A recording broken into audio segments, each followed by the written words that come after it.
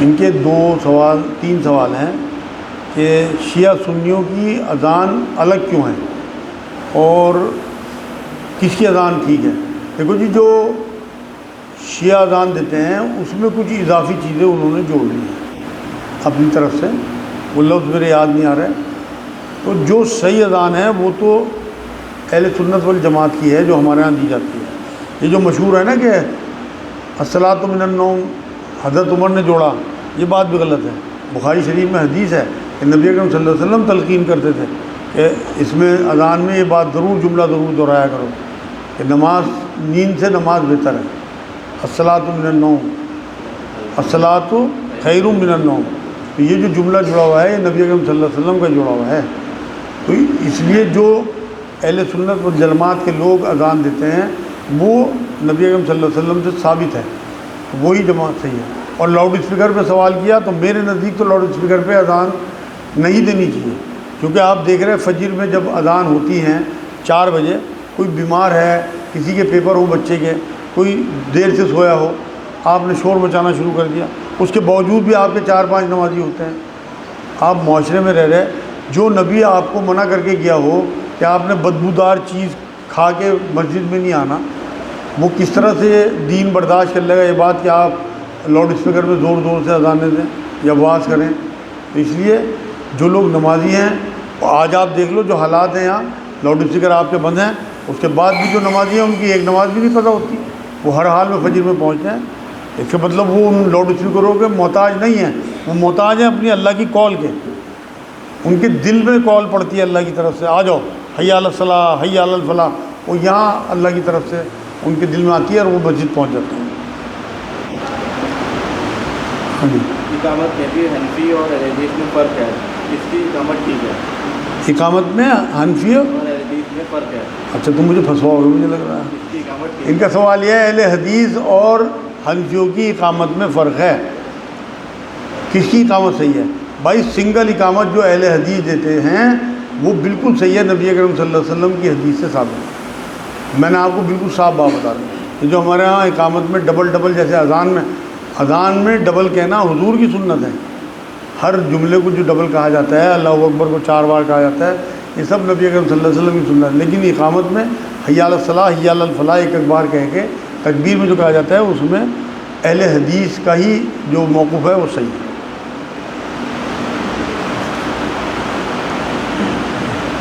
میں نے سنت طریقے سے داڑھی رکھی ہے، جہاں میری جاب لگی ہے وہ داڑھی نہیں رکھنے دے رہے، کیا کروں؟ ان کا سوال یہ ہے سنت طریقے سے داڑھی رکھی اور جہاں جاب لگی وہ داڑھی نہیں رکھنے دے رہے تو کیا کریں؟ بھائی آپ جاب چھوڑ دیں، میرے حساب سے تو آپ سنت کو زیادہ فالو کریں، لیکن ایسی کوئی اگر مجبوری ہو کہ آپ کو بہت مشکل سے جاب ملی ہو اور آگے جاب کا آپ کو اندیشہ ہو کہ نہیں مل پائے گی تو پھر آپ داڑھی چھوٹی کرا دیں۔ چھوٹی داڑھی بھی بہت ساری جماعتوں کے نزدیک جائز ہے اور حق ہے اسلام میں، تو چھوٹی داڑھی میں میرے خیال میں وہ کمپنی اعتراض نہیں کرے گی، تو اور آپ دوسری جاب ڈھونڈنا شروع کریں۔ آج وہ آپ کی داڑھی پہ انگلی اٹھا رہے ہیں، کل کو نماز پہ اٹھائیں گے، پرسوں وہ کسی اور بات پہ، اس سے بہتر یہ ہے کہ آپ اللہ رب العزت سے دعا کر کے دوسری جاب کی تلاش کریں۔ فی الحال آپ اپنی داڑھی کو تھوڑا چھوٹا کرا لیں آفس کے حساب سے، کیونکہ بہت سارے غیر مسلم بھی داڑھی رکھتے ہیں، چھوٹی داڑھی رکھتے ہیں، تو اس میں انہیں آپ کی داڑھی پہ اعتراض نہیں ہوگا انشاءاللہ۔ ایک بھائی کا سوال ہے کہ ابو 5 وقت کے نمازی ہیں، تسبیحات بھی پڑھتے ہیں، مگر امی کو ہمیں گالی دیتے ہیں۔ ان کا سوال یہ ہے ابو 5 وقت کے نمازی ہیں، تسبیحات پڑھتے ہیں، لیکن امی کو، ہمیں، بچوں کو، سب کو گالیاں دیتے ہیں۔ آپ یقین کریں بہت زبردست پکڑ میں آئیں گے۔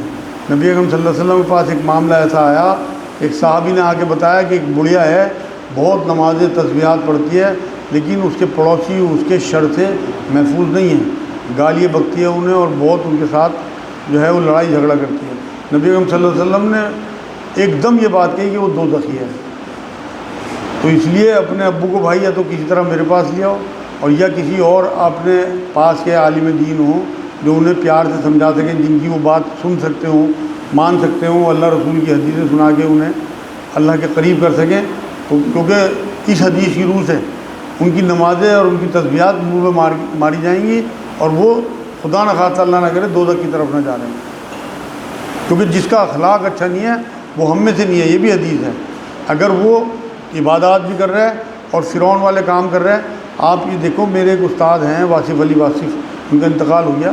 وہ یہ کہتے تھے کہ اگر تمہاری زندگی فرعون والی ہوگی تو تمہیں آخرت موسیٰ والی نہیں مل سکتی. تو اس لیے اگر موسیٰ کی آخرت چاہیے تو موسیٰ علیہ السلام والی حرکتیں اور ان کے عمل چاہیے. ایسا نہیں ہے کہ آپ چاہت سے ہی صرف موسیٰ علیہ السلام کے ساتھ یا حضور صلی اللہ علیہ وسلم کے ساتھ اٹھ جاؤ گے اور کام آپ کے ابو جہل والے اور عبداللہ بن ابی والے ہوں، منافق والے. بھائی کا سوال ہے، قرآن حافظ ہیں، وہ کہہ رہے ہیں کہ میں قرآن پڑھتا رہوں یا درود شریف زیادہ پڑھوں. ان کا سوال یہ ہے، کوئی حافظ ہیں وہ کہہ رہے ہیں کہ میں قرآن زیادہ پڑھوں یا درود زیادہ پڑھوں. بھائی اس طرح کے سوال جو ہے نا وہ مناسب نہیں ہوتے، کمپیئر نہیں کرنا چاہیے. کیونکہ کلام پاک کے بارے میں نبی نے فرمایا تمہاری بخشش کرا دے گا اور قبر میں کھڑا ہو جائے گا تمہارے لیے گواہ بن کے. تو کلام پاک بھی بہت اہم ترین چیز ہے، اور درود جو ہے وہ ہمیں نبی صلی اللہ علیہ وسلم کا قرب دلائے گی جنت میں. تو دونوں چیزیں ضروری ہیں، دونوں کا روٹین مان لیں کہ کچھ دیر قرآن پڑھیں اور کچھ دیر درود پڑھیں. کمپیئر نہ کریں، نہ اس میں یہ سوچیں کوئی چیز زیادہ ہلکی یا بھاری. ویسے تو جیسے اللہ کو ترجیح حاصل ہے نبی اکرم صلی اللہ علیہ وسلم پہ، ایسے ہی ان کے کلام کو بھی ترجیح حاصل ہے درود شریف. امام صاحب نماز میں غلطی کرتے ہیں، کیا بیویوں کے پیچھے نماز پڑھ سکتے ہیں؟ ان کا سوال یہ ہے، کوئی امام صاحب ہیں وہ نمازوں میں غلطی کرتے ہیں، کیا ان کے پیچھے پھر بھی نماز پڑھیں؟ بالکل پڑھ لیں، کوئی حرج نہیں ہے. اگر آپ کو اور کوئی مسجد ملتی ہے اور وہ امام صاحب غلطی سے اپنی توبہ نہیں کرتے تو آپ پھر کہیں اور نماز پڑھ لیں. کیونکہ نبی نے فرمایا کہ آخری زمانے میں ایسے امام ہوں گے جو تمہیں غلط نمازیں پڑھائیں گے، لیکن تم ان کے پیچھے نمازیں پڑھ لینا. غلط نماز پڑھانے کا وبال انہی پہ ہوگا. آج تمام مسجدوں میں آپ دیکھ لو اماموں کو معلومات ہی نہیں ہے، نہ معلومات کرنے کی کوشش کرتے ہیں، نہ لوگ ٹوکتے ہیں، جو مرضی غلطی کرتے رہیں، پتہ ہی نہیں ہے نبی کی نماز کیا تھی، یہی نہیں پتہ. حضور نے کیا فرمایا کہ میرے جیسی نماز پڑھو، جیسا مجھے پڑھتے تھے دیکھو ایسی نماز. ہمیں ہی نہیں پتہ کہ حضور کیسی نمازیں پڑھتے تھے. رفع دین اگر میں کر دوں نا یہاں پہ مسجد میں تو لوگ یہ سمجھیں گے تو کسی اور فرقے میں چلا گیا. اور نبی رفع دین نبی کی بڑی سنتوں میں ہے. ایسا نہیں ہے کہ بنا رفع دین کے نماز نہیں ہوگی، لیکن بڑی سنتوں میں رفع دین کرنا. اسے سمجھیں گے کہ یہ تو اہل حدیث ہو گیا، کسی اور فرقے میں چلا گیا، جبکہ حضور کے فرقے کا معاملہ ہے. تو اس لیے خود معلومات کریں. نبی اکرم صلی اللہ علیہ وسلم کی نمازوں کی کتابیں، خاص طور سے اہل حدیث حضرات کی کتاب لینا کہ حضور کی نماز، تو اس سے آپ لوگوں کو پتہ ہوگا کہ حضور کیسی نماز پڑھتے تھے. دیکھو ہمیں کسی فرقے سے نہیں جوڑنا، ہمیں اہل حدیث بھی نہیں بننا، ہمیں حنفی بھی نہیں بننا، ہمیں مسلمان رہنا ہے. لیکن جہاں سے جو چیز ملے، حضور نے فرمایا حکمت جو ہے وہ مومن کی کھوئی ہوئی میراث ہے، جہاں سے ملے لے لو. تو اگر آپ کو وہاں سے کوئی چیز، میں نے خود اہل حدیث کی جب کتاب پڑھی نا اللہ کے رسول کی نماز سے متعلق، تو میرے رونگٹے کھڑے ہوئے اس میں چیزیں پڑھ کے کہ ہماری اور ان کی نمازوں میں کتنا فرق تھا. میں نے بہت ساری چیزیں اپنی چینج کی اس کے بعد الحمدللہ. اب بھی میں مان لو اگر مسجد میں رفع دین نہیں کرتا تو میں گھر پہ کوئی نماز بنا رفع دین کی نہیں. ایسے تو مسجدوں میں 90% کرتا ہوں. کہیں دیکھوں کہ زیادہ شدت ہے، لوگ یہ سمجھنے لگیں گے کہ بھائی یہ پتہ نہیں اوروں کو نہ بگاڑ رہا ہو، تو وہاں میں قصداً رک جاتا ہوں رفع دین سے. ورنہ میں اپنے 90% مسجدوں میں رفع دین کرنے لگا، کیونکہ پہلے تو مجھے اپنے اللہ اور اس کے رسول کو خوش کرنا، لوگوں کو تھوڑی خوش کرنا. لوگ برا مانتے رہیں. نبی نے فرمایا کہ لوگوں کو خوش کرنے کے لیے جس نے اللہ کو ناراض کیا تو اللہ تو ناراض ہو گئی، لوگوں کے دلوں سے بھی اس کی محبت ہٹا دے گا. اور اللہ کو خوش کرنے کے لیے جس نے لوگوں کو ناراض کیا تو اللہ تو خوش ہو گئی، لوگوں کے دلوں میں بھی اس کی محبت بھر دے گا. تو اس لیے ہمیں اللہ کو راضی کرنا ہے، رسول کو راضی کرنا ہے، نہ کہ لوگوں کو. امام سے جو ہے سہو یا غلطی اس طرح کی ہوئی جس پر سجدہ سہو لازم ہوتا ہے، تو نہیں کیا تو مقتدی کی نماز ہو گئی. ان کا سوال یہ ہے امام صاحب سے کوئی غلطی ایسی ہوئی کہ سجدہ سہو کرنا تھا لیکن وہ بھول گئے، تو کیا مقتدیوں کی نماز ہو گئی؟ بھائی اگر مقتدیوں کو پتہ ہے کہ ایسی غلطی ہوئی اور انہوں نے امام صاحب کو ٹوکا، اس کے بعد انہوں نے نہیں مانی، تو پھر آپ کو اپنی نمازیں دہرانی ہے. اور اگر امام صاحب نے مان لی تو وہ دوبارہ اپنی نماز دہرائیں گے اگر وہ سجدہ سہو کرنا بھول گئے. نماز نہیں ہوگی اس طرح سے. ہاں جی زور سے بتاؤ بیٹے. کسی کو رفع دین کرنے سے منع کریں گے تو کیا ان کا سوال یہ ہے کیا رفع دین کرنا مطلب جو منع کرنا جو ہے وہ کیا گناہ ہے؟ بھائی بالکل آپ سنت سے اسے روک رہے ہیں، لیکن آپ کی نیت کے اوپر ہوگا. اب جیسے میں خود اپنے آپ کو روک لیتا ہوں کہ جہاں دیکھتا ہوں کہ بہت زیادہ شدت والے لوگ مجھے نظر آ رہے ہیں، حنفی حضرات ہوں یا اور جو اس طرح کی جماعتیں کہ جو رفع دین کو ٹھیک نہیں سمجھتی، دوسرے فرقے کا سمجھتی ہیں، تو میں خود اپنے آپ کو روک لیتا ہوں. تو وہاں آپ کی حکمت کام آئے گی، نیت کہ آپ کی انٹینشن کیا ہے. کیونکہ دیکھو ایک قرآن میں ایک واقعہ ہے موسیٰ علیہ السلام کا، جب وہ کوہ طور سے آئے نا اور آگے انہوں نے دیکھا کہ ان کی قوم شرک میں مبتلا ہو گئی، تو انہوں نے اپنے جو بھائی تھے ہارون علیہ السلام ان کی داڑھی پکڑ لی کہ تو نے کیا کیا ہے، میرے پیچھے تو نے نگرانی کیوں نہیں کی. تو ان کا جملہ جو ہارون علیہ السلام کا قرآن میں مینشن ہے نا وہ یہ ہے کہ میں اگر انہیں روکنے کی کوشش کرتا تو تفرقہ اور فساد پھیل جاتا ہے. تو ایک نبی نے تفرقہ اور فساد برداشت نہیں کیا، شرک برداشت کر لیا. شرک کی اصلاح ہے لیکن تفرقے اور فساد کی اصلاح نہیں ہے. تو ہم اگر فساد پھیلاتے ہیں نا رفع دین کے ذریعے تو ہماری اللہ کے یہاں پکڑ ہو جائے گی. آپ پیار سے محبت سے کسی کو کنونس کر سکو تو بہت اچھی بات ہے، ادروائز کرنے دیں. نماز کھڑی ہو گئی، نماز میں شامل ہو گئے، ایک رکعت پڑھی، دو رکعت پڑھی، دو رکعت میں یاد آ گیا کہ آپ کو نہیں ہے کیا ہے دو رکعت پڑھنے کے بعد میں سر معلوم ہوا کہ تمہاری نہیں ہوئی، یاد آ گیا اس سے، تو وہ آپ کے جاتے رکھے نماز کو یا پیچھے ہٹتے؟ بڑا اچھا سوال ہے بھائی. ان کا سوال یہ ہے نماز میں پہنچے، یاد تھا کہ وضو ہے لیکن وہاں جا کے یاد آیا کہ وضو نہیں ہے، نیت باندھ چکے تھے، کیا کریں؟ بھائی بالکل آپ جو ہیں نماز چھوڑ کے فوراً باہر نکلیں اور اشارے سے یا انگلی سے اشارہ کرتے ہوئے لوگوں کے آگے سے بھی نکلنے کی آپ کو اجازت ہے، نہیں تو چیز سے نکل جائیں، جا کے وضو کریں. آپ کو اس حالت میں جماعت میں کھڑے رہنے کا حکم نہیں ہے. جی کیا نمازی کے آگے سے 3 صف چھوڑ کر گزر سکتے ہیں؟ ان کا سوال یہ کیا نمازی کے آگے سے 3 صف چھوڑ کے گزر سکتے ہیں؟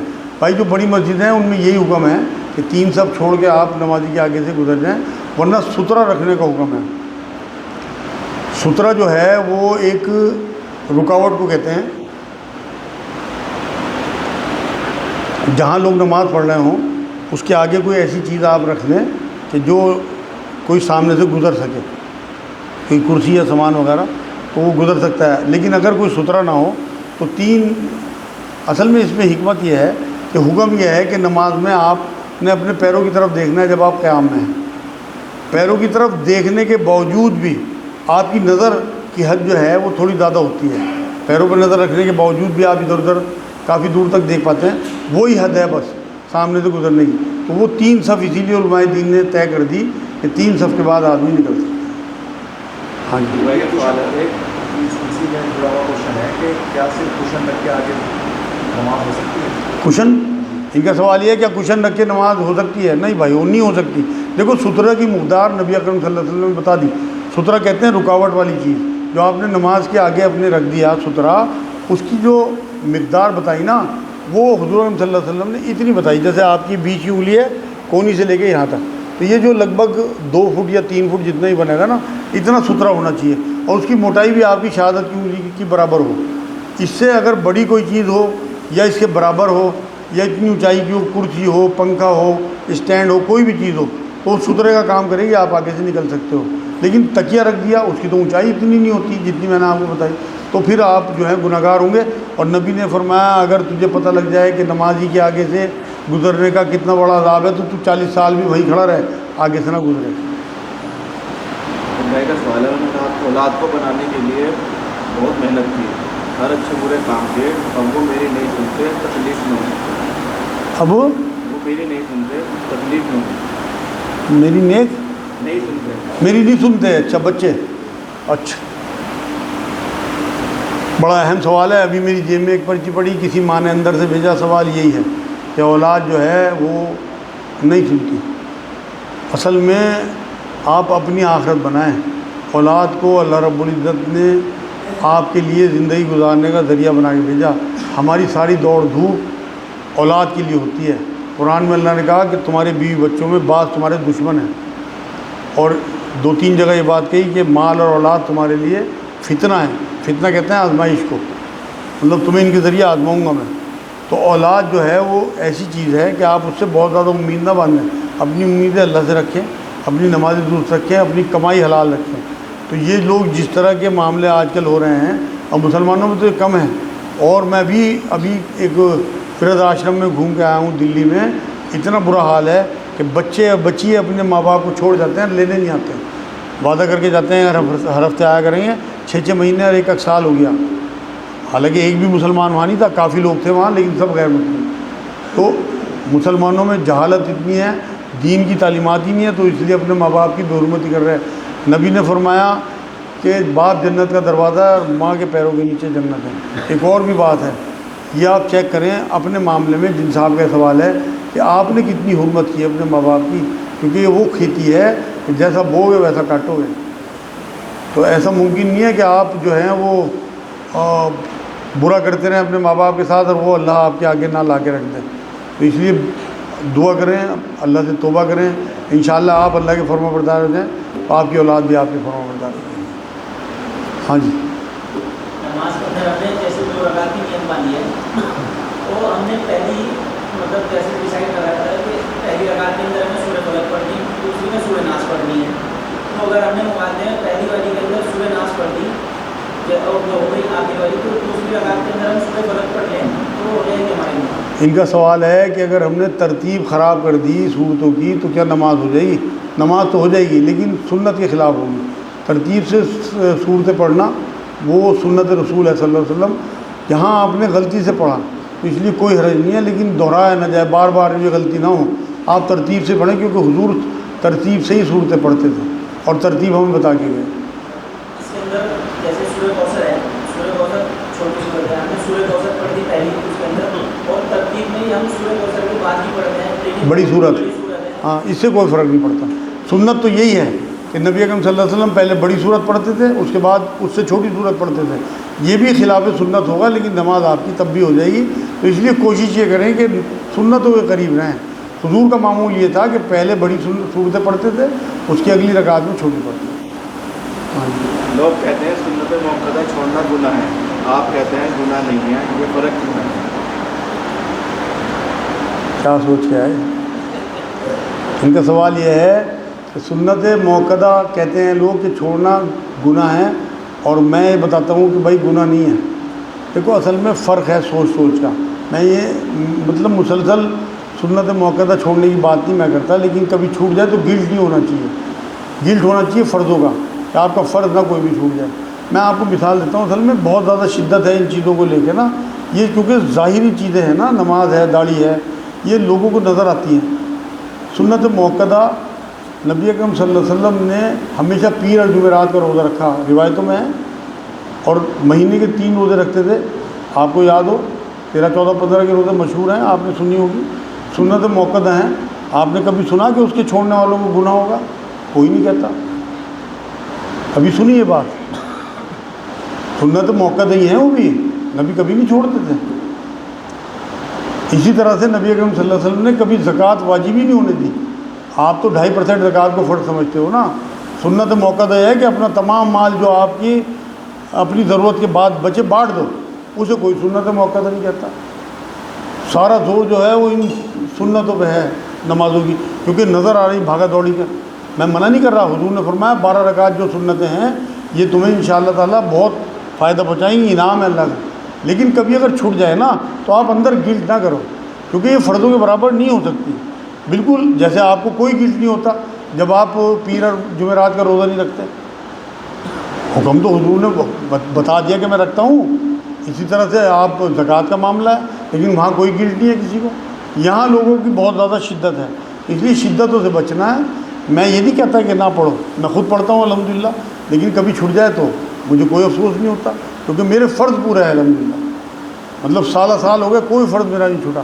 سنتیں چھوٹ گئی کبھی تو مجھے کوئی گلٹ بھی نہیں ہوتا۔ آپ کے گلٹ نکالنا چاہتا ہوں میں اندر سے، جو لوگوں نے آپ کے اندر گلٹ پیدا کر دیا نا، اب آپ کو یہ کہہ دیا کہ بھائی کوئی بھی کام ایسا کہ تم کیک کاٹو گے تو پتہ نہیں کیا ہو جائے گا، یہ گلٹ ہے۔ حضور نے تو کہیں نہیں فرمایا کہ آپ برتھ ڈے نہ مناؤ یا کیک نہ کاٹو۔ اور بہت ساری چیزیں اس سے میں ریلیٹڈ اگر لیکچر دینا شروع کر دوں 1 گھنٹہ گزر جائے۔ تو آپ کو اپنے اندر سے گلٹ نکالنا ہے۔ حضور کے بارے میں قرآن یہ کہتا ہے کہ یہ تمہارے بوجھ اور طوق اتارنے کے لیے آئے ہیں، اور ہم نے خود بوجھ اور طوق ڈال لیے، فلاں رسم، فلاں چیز، فلاں اس کے بنا یہ نہیں ہوگا، اس کے بنا نہیں۔ ان چیزوں سے بچو اور سوال لکھ کے لاؤ۔ آپ یقین کرو میں آپ ہی کے لیے بیٹھا ہوں یہاں۔ آپ کے دماغوں میں جو چیزیں دین کے لگتا ہے کہ دین کے خلاف ہوں گی اور دین کے خلاف نہیں ہیں، تو آپ اللہ کے یہاں پکڑ میں آ جاؤ، اللہ کی رحمتوں سے فائدہ اٹھاؤ۔ جو آپ کے سفر ہوں ان میں ملا کے نمازیں پڑھو، ان میں نماز قصر کرو، اس میں سنتیں بالکل نہ پڑھو، روزے بالکل نہ رکھو سفر میں، جو حکم قرآن کے ہیں اگر آپ اسے مانو گے تو آپ اللہ کے قریب ہو جاؤ گے، اور اس کی مثال میں آپ کے سامنے ہوں الحمدللہ۔ آپ خود پڑھو گے تو آپ کو بالکل اس بات کا اندازہ ہو جائے گا کہ دین کتنا آسان ہے۔ خود نبی یہ فرما کے گئے کہ میں دین حنیفی لے کے آیا ہوں، تو یہ چیزوں کو آسان کرنے والی بات ہے۔ ایک بھائی کا سوال ہے، انہوں نے LLB پورا کر لیا ہے، پریکٹس شروع کر رہے ہیں، کوئی نصیحت کر دیں؟ LLB پورا کر لیا، اب پریکٹس شروع کر رہے ہیں، کوئی نصیحت کر دیں؟ بھائی سب سے بڑی نصیحت تو یہی ہے کہ آپ اپنے نام کا لحاظ رکھنا۔ وکیل جو ہے نا وہ اللہ کے صفاتی ناموں میں سے ہے، اللہ بھی وکیل ہے۔ تو آپ اگر اپنی اس پیشے کی قدر کریں گے، اس میں جھوٹ کو ملوث نہیں ہونے دیں گے، اور جو پریشان حال اور مجبور لوگ ہوں گے ان کی قدر کریں گے اور ان کا ساتھ دیں گے، تو میری نصیحت یہی ہے آپ کے لیے کہ تبھی آپ پریکٹس کریں، ورنہ کچھ اور کام کر لیں، کیونکہ سب سے زیادہ جھوٹ اور دھوکہ اسی لائن میں ہے۔ جھوٹے کاغذوں پہ دستخط، معصوم لوگوں کو پھنسانا، جو لوگ مطلب جنہوں نے جرم نہیں کیے انہیں جیل بھجوا دینا، ان کی ضمانتوں میں روڑے اٹکانا، انہیں باہر نہ نکلنے دینا، وکیلوں کے یہ سارے دھندے ہیں۔ تو میری نصیحت آپ کے لیے یہی ہے کہ آپ اگر ان چیزوں سے بچ سکتے ہو، برکت روزی میں آپ کی اللہ ڈالے گا۔ آپ تھوڑی سی کما لو گے اسی میں برکت ڈال دے گا، کیونکہ چیز بات کثرت کی نہیں ہوتی۔ آپ اللہ سے برکت مانگا کرو، کثرت کی۔ آپ یہاں میرے پاس ایسے ایسے میرے دوست موجود ہیں، ایک مدرسے کے معتمم ہیں، ان کی تنخواہ اس ٹائم کم سے کم 20 سال پہلی بات میں بتا رہا 1300 روپے تھی، جب وہ وہاں ٹیچر تھے۔ معتمم تو اب بن گئے، وہ میرے دوست ہیں، زندہ ہیں الحمدللہ۔ میں ان کے جب گھر گیا نا، انہوں نے جب بتایا مجھے، گھر بھی کچا بالکل مٹی کا، اور ایسی وہاں سے خوشبو آ رہی تھی، آپ یقین کرو کچھ نہیں۔ اور وہ یہ کہہ رہے تھے کہ میرے 7 بچے ہیں، بیوی بیمار ہے، ان کی بیوی کی ڈیتھ بھی ہو گئی تھی کچھ دنوں بعد سے، اور کہہ رہے تھے میں 1300 روپے کی میری تنخواہ ہے آج، مطلب اس سے سمجھ لو 13,000 ہو گئے ہوں گے 20 سال بعد، اور اس میں سے میں صدقہ بھی کرتا ہوں اللہ کے نام میں۔ 7 بچے ہی پال رہے تھے، بیمار بیوی بھی جھیل رہے تھے۔ تو جب برکت ڈالتا ہے اللہ تو پھر 1300 روپے کو 13 لاکھ کر دیتا ہے۔ حج ہوا ہے، ہم حج کیوں نہ جائیں، لوگ چلے جائیں، کیا ہمارا پورا ہو جائے گا؟ ان کا سوال یہ ہے حج فرض ہو چکا، حج کو نہ جائیں، عمرے کو چلے جائیں، کیا عمرہ ہو جائے گا؟ عمرہ نفلی عبادت ہے، وہ تو ہو جائے گا، لیکن آپ اللہ کی پکڑ میں آئیں گے، کیونکہ آپ اپنی نفلوں کو ترجیح دے رہے ہیں اللہ کے فرضوں پہ۔ یہ بڑے گناہوں میں ہے۔ ایسا ہی ہے کہ آپ فجر کی نماز تو پڑھو نا، اور آگے 2 نفل پڑھنے لگو مسجد میں، تو دیکھو اللہ خوش ہوگا ناراض آپ سے؟ تو بالکل یہی کام کر رہے ہیں۔ کیا عزت کرنے کے لیے بزرگوں کے گھٹنے یا پیر چھونا ٹھیک ہے؟ ان کا سوال ہے کیا بزرگوں کی عزت کرنے کے لیے ان کے گھٹنے اور پیر چھونا ٹھیک ہے؟ بھائی بالکل سنت رسول کے خلاف ہے، اسلام کے خلاف ہے۔ اسلام میں بالکل پیر چھونے کی، گھٹنے چھونے کی کوئی اجازت نہیں ہے۔ اگر ہوتی تو سب سے پہلے نبی اکرم صلی اللہ علیہ وسلم اپنے گھٹنے چھونے کی اجازت دیتے۔ جب پیڑوں کو، اونٹوں کو سجدہ کرتے ہوئے دیکھا صحابہ نے، تو آ کے تڑپ کے حضور صلی اللہ علیہ وسلم کے پاس آئے اور یہ کہا کہ حضور ہماری بڑی طبیعت چاہتی ہے کہ ہم آپ کو سجدہ کریں۔ ایسی محبت تھی، تبھی تو نبی نے فرمایا تھا کہ میں مطلب مخلوق کو سجدہ کرنے کی اجازت نہیں دیتا کسی مخلوق کو، اگر دیتا تو عورت کو دیتا کہ اپنے مرد کو سجدہ کرے۔ وہیں کا وہ جملہ ہے یہ۔ تو جب حضور نے پسند ہی نہیں کیا کہ میرے آنے پہ میرے صحابہ کھڑے بھی ہو جائیں، تو گوڈے چھونا اور پیر چھونا تو الگ بات ہے۔ بالکل عزت کرنا، بہت احترام کرنا، ادب کرنا بہت بڑی بات ہے۔ آپ ان کا سر پہ ہاتھ رکھواؤ اپنے، ان کا ہاتھ چومو، ان کا ماتھا چومو، بالکل یہ سب جائز ہیں چیزیں، لیکن گوڈے چھونا، پیر چھونا یہ تو دوسروں کی روایتوں کی طرف جانے والی بات ہے۔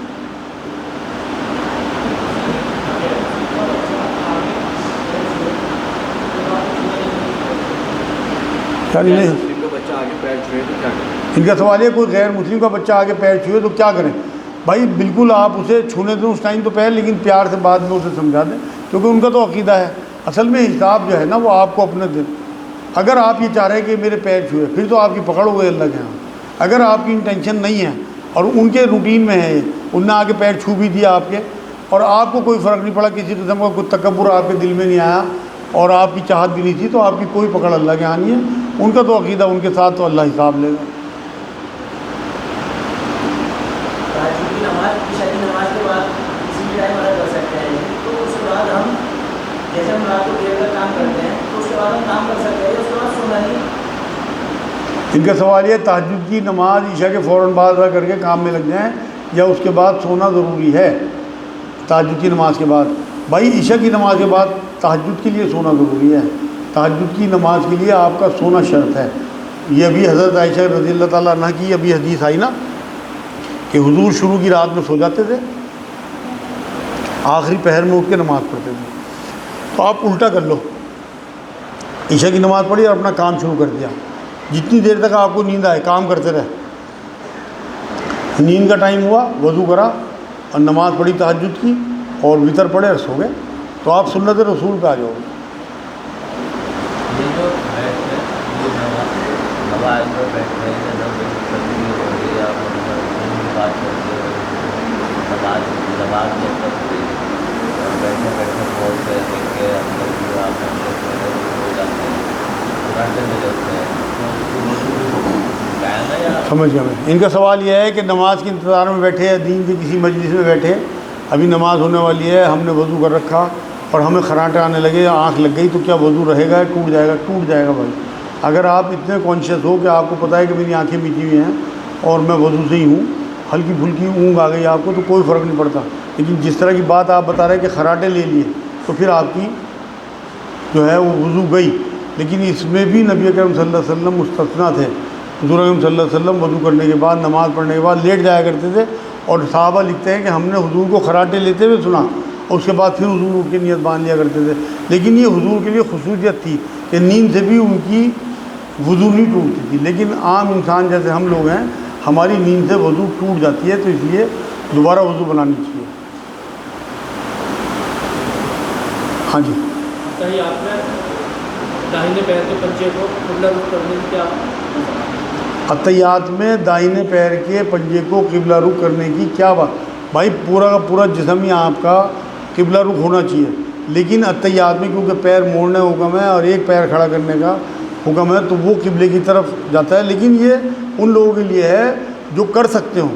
جو لوگ مجبور ہیں، میرے جیسے ہیوی لوگ ہیں، ان سے ٹانگ نہیں اس طرح کھڑی ہو سکتی، تو وہ جان بوجھ کے اپنے اوپر جبر نہ کریں کہ ان کے پیروں میں درد رہنے لگے. جس طرح سے انہیں سہولیت ہو، جو بھی آپ پوزیشن بنا سکتے ہوں، مطلب سنت طریقے سے وہ ہو. نماز میں کھڑے ہوئے ہیں، بہت سے لوگ وہاں پیر کھول جاتے ہیں، بدل جاتے ہیں، اور کپڑے صحیح بدل جاتے ہیں، بدل جاتے ہیں، تو نماز کا صحیح ہو گیا. ان کا سوال یہ ہے نماز کی حالت میں حرکتیں کرنا کیا ٹھیک ہے؟ بھائی بالکل غلط ہے. نماز ان کی باطل ہو جاتی ہے. میں نے اکثر دیکھا برابر میں کھڑے ہوئے لوگ جو ہے کبھی آستینیں صحیح کر رہا ہے، کبھی اوپر کھینچ رہا ہے، کبھی کھجا رہا ہے، کبھی پسینہ اپنا گرا رہا ہے، کبھی وضو کا پانی گرا رہا ہے، کبھی کھجا رہا ہے الٹے سیدھے طریقے سے. یہ سب دوسروں کی بھی نمازیں خراب کرنے والی بات ہے. اس کی تو پکڑ نہیں ہوگی لیکن اس کی پکڑ ہو جائے گی. ایک دو حرکتیں کبھی آپ کو خارج آ جائے، زیادہ مجبوری ہے، ورنہ آپ یہ دیکھو نا آپ کا دھیان ہی کہاں نماز میں. نماز خشوع خضوع کیا ہے؟ خشوع خضوع یہ ہے کہ آپ توجہ کے ساتھ اللہ کی طرف رجوع کر کے اپنے آپ کو تب نماز پڑھیں. آپ یہ دیکھیں کہ کیا فرمایا حضور صلی اللہ علیہ وسلم نے جب احسان کا پوچھا گیا. جبرائیل علیہ السلام نے انسانی شکل میں آ کے جب 3 سوال کیے تھے، اس میں جو ایک سوال تھا وہ یہ بھی تھا کہ حضور احسان کیا ہے؟ تو نبی نے فرمایا کہ اس طرح عبادت کر کہ جیسے تو اللہ کو دیکھ رہا ہے، ورنہ وہ تو تجھے دیکھ ہی رہا ہے. تو اگر آپ اس طرح نماز نہیں پڑھ رہے کہ آپ کوئی تصور نہیں ہے کہ اللہ مجھے دیکھ رہا ہے، تو آپ کی کیا نماز ہوئی؟ تو اس لیے اگر اس تصور کے ساتھ آپ نماز پڑھ رہے تو آپ کو کوئی خارج نہیں آئے گی. میں نے اکثر مجھے جیسے خارج آئی نا، میں نے چاہا کہ میں نہ کھجاؤں تو اللہ نے اس پہ قابو دے دیا. وہیں بھائی اگر ہم چاہیں کہ بھائی کھجانا ہی پڑے گا تو پھر وہ شیطان کے وسوسے خیالات وہ بار بار خارج اٹھائے گا. لیکن اگر آپ نے اپنے اوپر قابو کر لیا تو پھر اللہ بھی آپ کا ساتھ دیتا ہے. ہاں جی.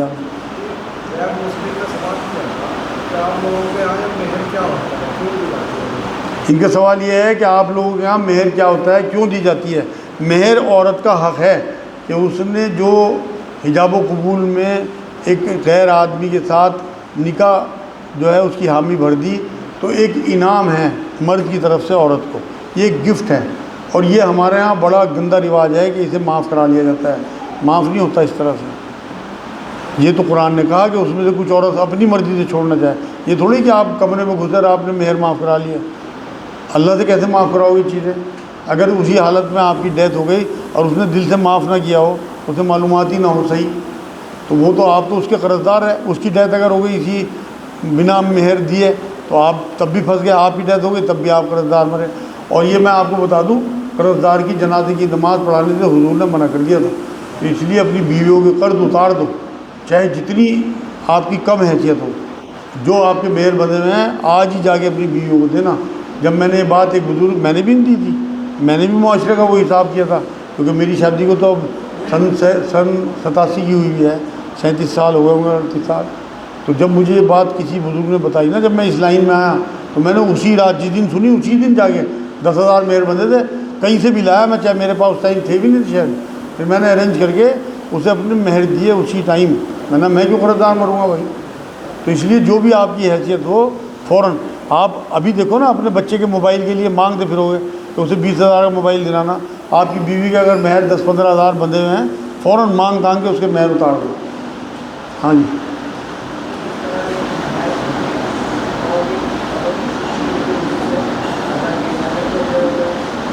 ان کا سوال ہے مہر جو بندے وہ کسی اور چیز سے ادا کیے جائیں، سونا وغیرہ. ہاں، ان کا سوال یہ کوئی مہر بندے تو وہ ہم کسی اور چیز سے اگر وہ ادا کر دیں تو کیا وہ ادا ہو جائیں گے؟ جیسے 10,000 مہر بندے اور یہ 10,000 کا سونے کا زیور اسے دے دیں یا چاندی کا زیور دے دیں 10,000 کا، تو مہر بالکل ہو جائیں گے. تو آپ اس میں بلکہ مینشن کرا دیا کرو نکاح نامے میں کہ 10,000 روپے نقد یا ان کے برابر کا زیور یا کوئی واشنگ مشین یا فریج. مطلب میں نے ایکسپلین کر دیا کہ کوئی بھی چیز آپ مہر میں اسے دے سکتے ہو گفٹ. ہاں جی.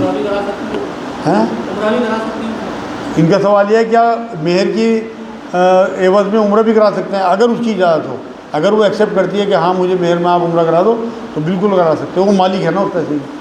جیسے مہر مال میں کتنا 152 تولا چاندی کا معاملہ ہے، وہ ادا نہیں کرے اس میں، اور جیسا آپ بتا رہے ہیں جب پتہ چلا تو اس وقت اس کی قیمت کچھ اور تھی، جس وقت پتہ چلا اس وقت قیمت کے اندر اضافہ ہو گیا سونا چاندی کی، تو جو قیمت اس کی ہوگی اسی حساب سے ادا کرنی چاہیے. ان کا سوال یہ ہے مہر کی قیمت اس وقت کے حساب سے ادا کریں یا آج جب عقل آئی جب اس کے حساب سے ادا کریں؟ بھائی کوشش تو کریں فوراً تو وہی والی قیمت دے دیں جو طے ہوئی تھی اسی وقت کی. اب آپ کیلکولیشن کر لیں، کیونکہ پھر آپ کو بیٹھ کے دیکھنا پڑے گا نا اب 152 تولہ کی کیا قیمت ہے، اس کے بعد اپنی حیثیت کے حساب سے اس کا پورا کر دیں، کیونکہ وہ قرض ہے آپ کے اوپر. کم سے کم وہ تو پورا کر ہی دیں پہلے جو 10,000 بندہ تھا. ان کا سوال یہ مہر دینے کے لیے کیا گواہ ہونے ضروری ہے؟ نہیں بھائی، وہ تو آپ کی بیوی کا حق ہے، بیوی آپ کی، اس نے سب کچھ آپ کے اوپر سونپ دیا. اب آپ دیکھو نا، وہ اتنا تو حق اس کا ہے کہ جو اس کا مہر بندے وہ آپ اسے دے دو. جو بچیے شادی سے پہلے اپنے آپ کو ہاتھ بھی نہیں لگانے دیتی، اگر کوئی چھونے کی کوشش کرے اسے چپل دکھاتی ہیں، وہ اللہ رسول کے نام پہ آپ کو بستر پہ آگے بیٹھ جائیں، ان کا حق بھی آپ ادا نہ کرو، وہ معاف کرا لو. یہ کہاں کی مردانگی ہے یار؟ بالکل آپ کوئی گواہ کی ضرورت نہیں. آپ دل سے اللہ کو گواہ بنا کے، سب سے بڑا تو گواہ اللہ ہے، وہ ہے شہادت دینے والا کہ آپ نے مہر ادا کر دی. بہت سے ایسا ہوتا ہے ہمت ہوتی ہے بعد میں کہ قسطوں میں دے سکتے ہیں. ان کا سوال یہ ہے کہ بہت سے ایسے ہوتے ہیں کہ ہمت نہیں ہوتی ایک بار دینے کی، تب قسطوں میں دے دیں. بالکل آپ اپنی بیوی سے کمپرومائز کر لیں اس طرح کا اور طے کر لیں کہ میں اتنی قسطوں میں تمہیں دے دوں گا، بالکل دے سکتے ہیں، لیکن پہلے طے کر لیں یہ معاملہ. ہمارے یہاں تو لکھوا لیا جاتا ہے کہ فوراً دیں گے یا بعد میں. ہم تو الحمدللہ اپنی فیملی کی بات میں بتا رہا، میں نے کسی بچے کو یہ نہیں کرنے دیا کہ بعد میں مہر دی جائیں فوراً، کیونکہ موت زندگی کا پتہ ہی نہیں آپ کیوں قرض دار مر رہے ہیں. حضور نے قرض دار کی جنازے کی نماز پڑھانے سے منع کر دیا اور یہ تک فرمایا شہید کے تمام گناہ معاف کر دیے جاتے ہیں سوائے قرض کے. تو قرض کو گناہ کہا نبی اکرم صلی اللہ علیہ وسلم اس حدیث کی روح سے. میرے خیال میں آج